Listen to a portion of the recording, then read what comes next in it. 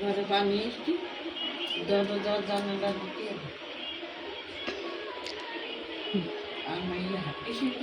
জাহানারা বেগম এ বাড়ির বড় বউ,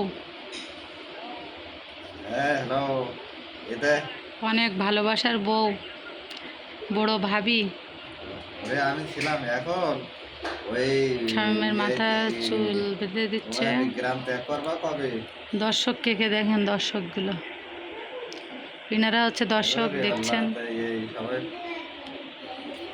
এই জায়গায় কিরাম খাই হ্যাঁ ওই কবি টবি ছিল, সংবাদ কাগজটা ছিল মোবাইল দেওয়া টাকা আবার